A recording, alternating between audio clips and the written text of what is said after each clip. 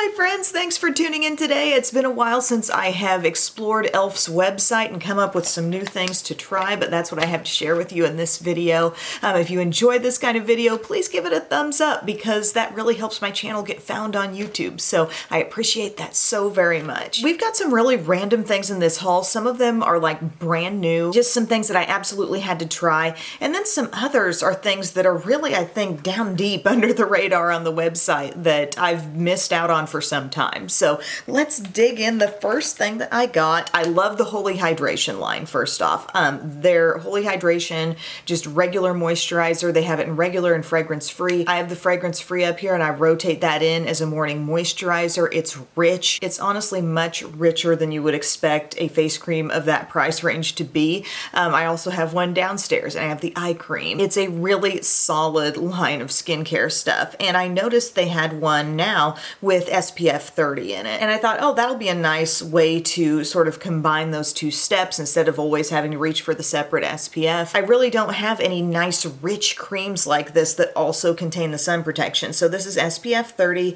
It says with hyaluronic acid and peptide complex, and just the texture of the cream is so rich. You know, you can do that blizzard test like they do at Dairy Queen. It's not falling out. It's thick. It's like stiff peaks when you go into it. It feels so nice and moisturizing on the skin. You immediately look like more glowy, more revived. It's kind of that look you come away with after you put on vitamin-enriched face base from Bobbi Brown. So I was really glad to pick that up. I've been wearing it under makeup every day since I got it in and really enjoying it. Here's another thing that I found, this Moisture Lock Primer. I hadn't heard anybody talking about this. This does not seem to be brand new. I mean, if you get on TikTok for any amount of time and you look at makeup content, everybody's talking about the Mint Melt Primer, which is kind of like a jelly primer, and it's very tacky, and it's all about like grabbing the makeup, and we've talked about different ones that are that way. Hard Candy has a good one like that, and they're all kind of emulating that Milk Hydro Grip Primer. Well, this one called Moisture Lock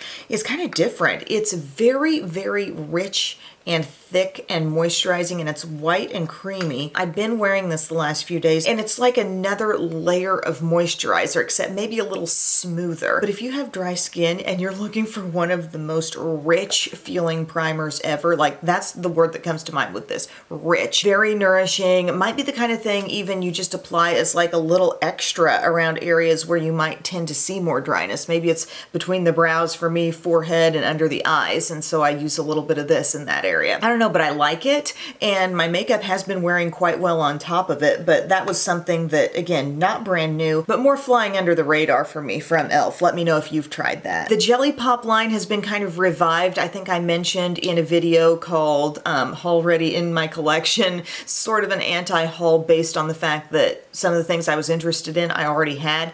They have a really nice looking highlighter stick, but I decided not to get that. What I did get was the Luscious Lip Mask, and this does come with a little spatula, by the way, but I've just been wearing this when I first sit down to do my makeup, and I put it on my lips just to get things kind of softened up and ready to receive product by the time I'm at the end of my makeup routine.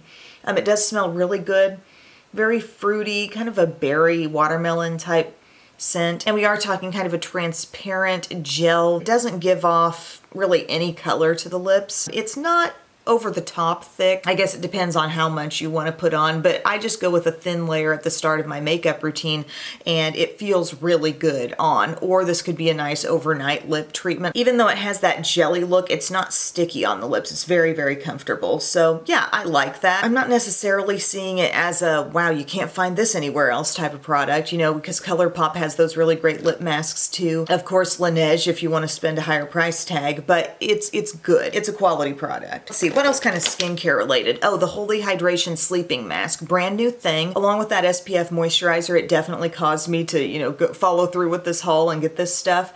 It says again with hyaluronic acid and peptides, and it's for dry, oily, and combination skin. It says leaves your skin hydrated, radiant, and refreshed.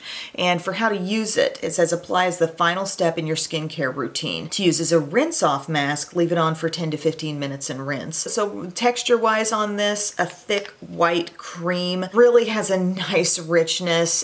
Felt very moisturizing and dewy on my skin after I put it on. Before putting this on, I used my Estee Lauder Advanced Night Repair, which is my every night serum. I used my Holy Hydration eye cream, and then I put a good amount of this on all over. My skin looked and felt dewy, even after sitting on my skin for an hour or two and then going to bed. I still felt like I had a ton of hydration. Got up in the morning and the skin still looked really fresh before even doing anything with it. I have a nice hydrating sleeping mask that I love from Origins, and I kind of find myself comparing this to that, and I do think they're pretty similar. Also, I could see this as being something where, you know, I can go through those skincare steps, and then if I want to use my Isle of Paradise self-tanning drops, I could add some of that into this and, you know, easily work it in and wear it all over the skin. So I guess my point here, I could see this as being a more affordable alternative to the Origins. I think it's a similar moisture level. I'm definitely going to keep using this and experimenting with it, but that was another product in the haul. Something I have not used, it's a sheet mask. I got one of their coconut water infused moisturizing masks. I thought that would just be really nice for the summer. You know, you're outside a little more.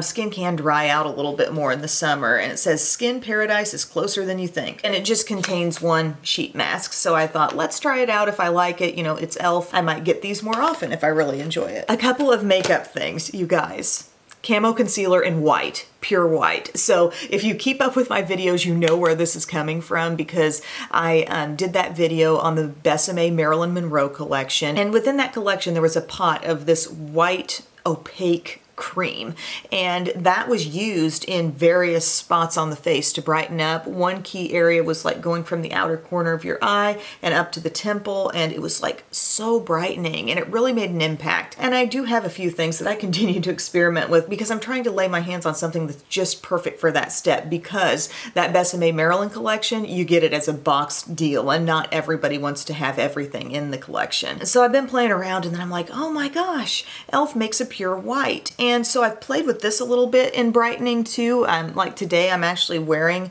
like a couple dots of it out here along with my regular concealer. So I'm not like slathering this on the whole under eye deal, you know, no, I'm wearing regular concealer, but then I just did some dots of the white here, center of the forehead, down the nose. You may not really be able to tell the difference. I'm not sure that it's quite as effective as the cream in the pot, just because that was so much more opaque. And this, while it is a full coverage concealer, to an extent it kind of blends a bit more into the skin than you want. So I'm thinking it's going to have to be a stiffer cream to really emulate Besame's product. But this can still be nice for brightening, and I'm still going to play with it with any concealer that I have where I'm like, oh, it's just a smidge too dark. I see myself pulling this in, applying a dot of the white, and letting it mix in and kind of like lighten up that pigment for me. So overall, I think it's going to be a very useful product, because as you know, I do love that formula. I also got a shadow stick. This is from the Mint Melt line, and the shade is called Malt With Me, and it's like a deep brown with shimmer, and I'm wearing this actually as my lazy liner today. I did a one shadow cream eyeshadow look with this Revlon color stay in caramel, and this was recommended by my friend Erica. If you watch her videos, it was a recent one where she talked about some things that she got and is loving, and the lashes on this side are just dropping like crazy. I'm seeing that as I look up close, but I'm wearing this as my smudgy liner just all over the upper lash line, and actually a little bit smudged on the lower lash line too. I'm going to really pay attention to the staying power today, but it reminds me so much of like the Laura Mercier caviar sticks. And I was realizing that within my collection, I have a lot of those cream shadow sticks in mid-tones and maybe lighter shades, but not a ton in the deep, more liner types of shades. So I got this one knowing that it could be a really great everyday product, and I'm just wearing that about 2/3 of the way across my upper lash line, and it just gives that nice smudgy easy line. And what's the deal with the Mint Melt collection? Like, is that going to be permanent? I mean, it's got its own spot in Walmart. Like, I get the feeling maybe it's been so popular that they just are going to keep all that stuff around for a while. I got a few different brushes. I don't think any of these are especially new. Well, one might be a bit newer, but a couple of them definitely like under the radar brushes for me. The one that might be more on the new side is this Putty Blush brush. Now, didn't they also have like a putty blush thing that had an applicator on one side and a pretty full buffing brush on the other. Well, this is more of a duo fiber brush, but it's in the shape of a blush brush. So it's got a lot of taper. See how it's shorter on the sides, shorter down here, kind of comes up in the middle. And I used it with a putty blush today, and I kind of felt like, honestly, the texture of the putty blush was a bit stiff for this kind of a brush. I do think it works better with a brush. I actually think I own that brush. Oh, they called it putty primer applicator, but this kind of brush works very nicely with the putty blushes too. Thick, full buffing brush. Like, it can handle the thick texture of that product. This I think I would like with more of a really creamy cream blush, something that's very pigmented that I only want to be picking up a light amount of. I think that would be good. Or even a liquid blush. Like, I could see this working very nicely there. It's an interesting shape and size. I have nothing that's quite this cut. This could also maybe be good for highlighter or just any product that you want to get that really light application with. I might even try it with, heck, like concealer sometimes. I don't know. But I really wasn't quite expecting this brush to turn out this way. From the website, I couldn't truly tell that it was duo fiber, you know, and that means it's got a lot of lightness out here at the ends. There's more density with the bristles here, and then they kind of come out, you know, practically like shearing out toward the end. That's what that is. Then I think I've also mentioned here recently on my channel that I'm trying to get my brush usage more on the drugstore side of things, just because I think it's important that we recognize that there are so many amazing low-cost brushes from the drugstore brands. I think at one time we may have thought we have to spend an arm and a leg to get good brushes, or to get a really complete brush set, or get unique like brush shapes and sizes and cuts and everything, or to get good brush quality you got to spend a lot. And I'm not saying the expensive brands don't have good brushes, but I think it's kind of an outdated thought to assume that you can't find the same thing at drugstore prices these days.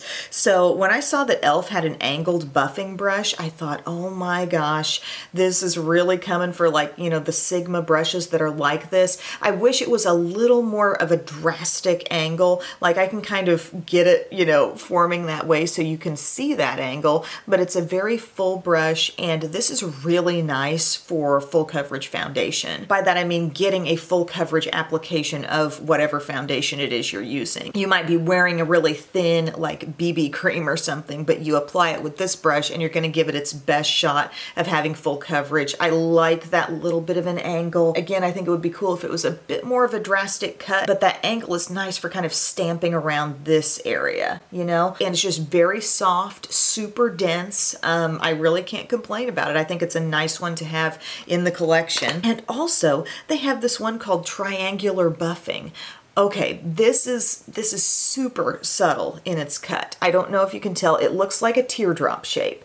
More so than a triangle, it looks like a, can you see at the top? I'm holding the pointed part at the top, and it looks like a teardrop. And it's bigger than this angled perfector brush from Bare Minerals. Look at that. That thing is a legit triangle. And I mentioned how much I like using this with the Bisque concealer, because this was sold as a duo recently on QVC, and it really is a nice little brush for just stamping that product in, getting the best application of it. And I thought, oh my goodness, e.l.f. is doing the same thing. And yes, this can definitely do what that other one does. You see how big it is? It's much bigger, but it does have that little bit of a point. I wish it was even more drastic, but it's very full, and I could see myself maybe even using this to get a fuller coverage application with a mineral type foundation, with a powder foundation perhaps. Super blunt cut, no taper down the sides, okay? It's just like zhunk, but it does have that subtle teardrop shape.